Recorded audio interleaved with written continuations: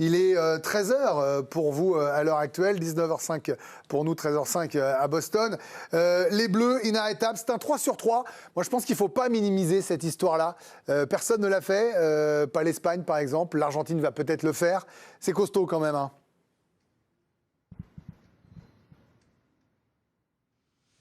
C'est extrêmement fort parce que si on se souvient tout de même ce qui s'était passé lors de la première période face au Sénégal à New York, une première période totalement ratée, il y avait eu ce déclic et je trouve que depuis, entre la seconde période face au Sénégal, le match face à l'Irak dans des conditions très particulières avec une pause de plus de 2 heures liée aux intempéries et ce match face à la Norvège, les signaux sont quand même excellents pour l'équipe de France. Certains avaient des doutes sur le Ballon d'Or, il les a levés hier avec un triplé. Kylian Mbappé, dont personnellement j'avais des doutes par rapport à la saison qu'il avait passé, son état d'esprit, il fait un début de saison remarquable. Mais Maignan, qui avait été pas toujours impérial face à la Norvège, il sort ce penalty, ça semble lancer son mondial. Non, honnêtement, c'est très très costaud pour les Bleus, Greg.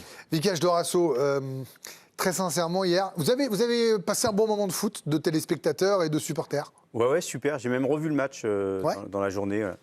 Parce que je l'ai regardé comme un supporter hier soir et je me suis dit je vais le regarder pour être un consultant aujourd'hui et j'ai vraiment adoré. J'ai pris beaucoup de plaisir. Alors devant, ce qui se passe devant, c'est fabuleux. Après, derrière, on a des petits soucis, mais on fait tellement peur. Je regardais tout à l'heure, je vois bien comme l'équipe elle est coupée en deux. Mbappé défend très très peu, mais en même temps, si toutes les équipes attaquent la France, comme ont attaqué les Norvégiens, ils vont se prendre des rafales derrière, à 2, à 3, à 4. Comment tu défends contre eux quand eux ne défendent pas? C'est compliqué. Jérôme Alonso, ici, on a eu souvent, avant le mondial, un débat. Olivier en était un des représentants, et c'est pas du tout un reproche quand je dis ça, là je suis sérieux 2 secondes. Pareil, je me souviens de Jeannot ou d'autres qui me disaient, mais moi je pense pas que Didier gardera son 4-2-3-1, qui reviendra un 4-3-3, qui renforcera. Alors on verra peut-être quand ce sera les 8e, les quarts, ce que vous voulez. Moi j'étais toujours partie prenante, et j'en avais d'autres autour de la table en disant non, son nouveau mantra, comme c'est sa dernière danse, c'est de marquer un but de plus que l'adversaire plutôt que d'en encaisser un de moins comme avant. Est-ce qu'aujourd'hui, vous pensez que sa philosophie, c'est d'accepter le déséquilibre et de mettre la pagaille dans la défense adverse? En tout cas, le 16e contre la Suède, c'est sûr qu'il refera pareil. Et possiblement le 8e aussi. On verra après contre une adversité autre et en fonction du scénario du match, on verra bien. Mais ce qui est sûr, c'est que même lui, je pense que on parlera de Dembélé plus tard, mais la connexion Dembélé-Mbappé, elle est extraordinaire. Ce que j'ai vu hier, Dembélé sans marquer ce match-là, j'ai beaucoup aimé aussi. Parce que quand il a cette capacité à prendre dans l'axe, forcément 2 joueurs vont aller sur lui. Mais quand il arrive à faire cette espèce de contrôle opposé sans regarder, mais quelle nation? Parce que si vous le laissez faire, il va partir au but, lui ou Olysée. Et si vous partez à 2 sur lui, il va décaler sans regarder. Et la connexion, presque plus que Dembélé, parce que c'est évident de dire qu'il a fait un bon match, mais la connexion hier Mbappé-Dembélé, elle m'a beaucoup plu. En revanche, elle n'a pas dû plaire aux adversaires des Bleus à venir. Ah non, ça c'est certain. Ça, c'est sûr. Parce qu'en fait, Ambre, ce qui est fascinant avec cette attaque-là, c'est qu'il n'y a pas besoin que les 4 jouent bien en même temps. Parce que là, c'était Doué, par exemple. Il n'y a même pas besoin, en fait, que les 3 stars, on va les appeler comme ça, notre trio star, jouent bien. C'est-à-dire, les 2 premiers matchs, on était plutôt, même si Dembélé a fait un très bon 2e match, sur une connexion Mbappé-Olysée qui choquait le monde. Là, hier, c'est comme l'a dit Jérôme, Mbappé-Dembélé. Et en fait... c'est comme l'huile sur le feu, comme le lait sur le feu, quoi. C'est impossible de le laisser. Oui, l'huile sur le feu, c'est un peu... Non, parce que l'huile sur le feu, c'est encore plus dangereux. Mais le lait sur le feu, c'est plutôt correct. C'est explosif, ça vous rejoint. Ça marche, cette attaque, ça marche. Mais même Olysée, d'ailleurs, Michael Olysée, qui est céleste depuis ces derniers mois où il a pris vraiment la mesure de cette attaque, je ne l'ai pas trouvé pesant, vraiment, dans l'attaque des Bleus hier. Alors, il a fait son match. Oui, non, mais... Moi, je trouve qu'il a joué avec le frein, il s'est un peu ménagé, il n'a pas fait du grand Olysée, mais en avait-il vraiment besoin? Et là, je vous rejoins, c'est vrai qu'en fait, ils se suffisent tellement tous. Et carton plein pour les Bleus, oui, parce que justement, ça a répondu à tellement d'interrogations, tellement de doutes qu'on avait durant cette préparation, de se demander si tout le monde devait être au maximum. Eh bien non, pas besoin. Cette équipe de France, elle a la meilleure différence de but. Il n'y a aucun blessé durant ces 3 matchs, c'est quand même à noter. Voilà, on est en train de monter en puissance physiquement. Vikash l'a dit, il y a des interrogations derrière, mais en fait, c'est tellement compensé par cette attaque spectaculaire. Et puis en plus, cerise sur le gâteau, cette équipe de France va rester comme elle le souhaitait avec la première place sur le flanc est des États-Unis. Donc, cette préparation physique dont je parle, on va pouvoir continuer à monter en puissance parce que ça va faire plus de récupération. Pour moi, tous les feux sont ouverts. Olivier Bossard, bon, je plaisante souvent en disant qu'avec vous, la France a peur, tout ça. Mais vous êtes souvent le plus raisonnable d'entre nous. Voilà, ou le pisse-froid, mais je ne veux pas vous insulter devant vos enfants un week-end.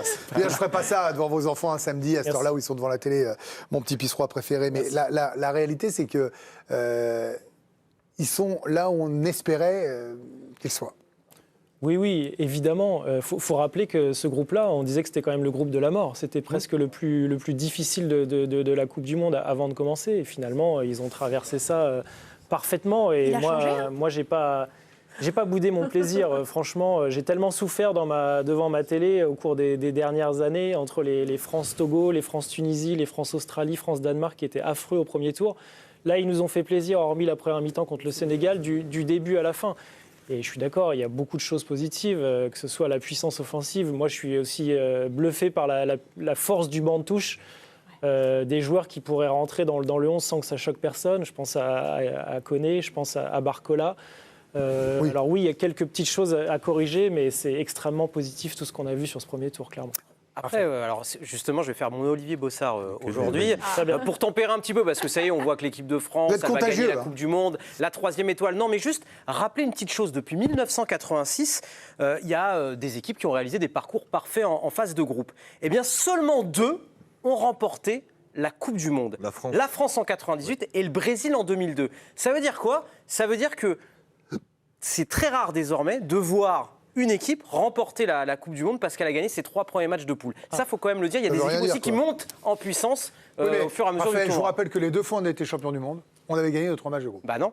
Non, alors en 98, non, je vous n'avez pas écouté. 98, je vous donne l'info 98. Ben, la dernière équipe qui l'a fait, c'est 2002, et vous ne m'écoutez pas. Par contre, très intéressant, c'est que 98, ça marche. La plupart du temps, on dit qu'une Coupe du Monde doit être gagnée avec un socle défensif. C'est vrai que c'est la rengaine qu'on entend souvent. Et là, vous citez 98, vous citez 2002, surtout le Brésil. Le Brésil, oui. Et c'était une équipe qui avait des cadors offensifs. Si on a envie de se calquer là-dessus, on dit oui. On se calque là où ça nous fait plaisir, vous avez raison.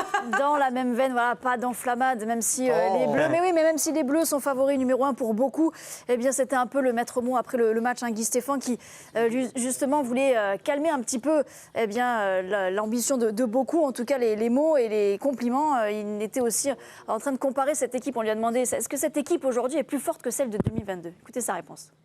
Pour l'instant, non, je ne vois pas plus fort. Pour l'instant.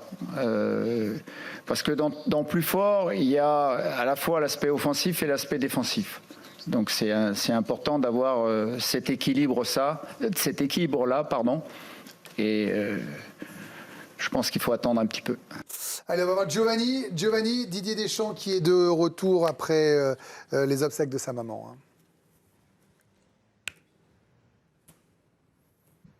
Oui, effectivement, il a retrouvé son équipe de France hier soir, Didier Deschamps. Il est avec le staff de l'équipe de France. Et l'équipe de France également, petite information concernant la logistique, puisqu'on en parle beaucoup durant cette Coupe du Monde. Les Bleus, d'habitude, se déplacent à J-1. Ils partiront dès demain. On n'a pas encore le détail des horaires à New York pour un stade qu'ils connaissent très bien. Donc la routine sera la même que le match face au Sénégal. Ça aussi, ça va compter dans la préparation du 16e de finale. Merci beaucoup, Giovanni. Vous restez avec nous. Le zapping préparé par William Lopez-Gonzalez. Et puis derrière,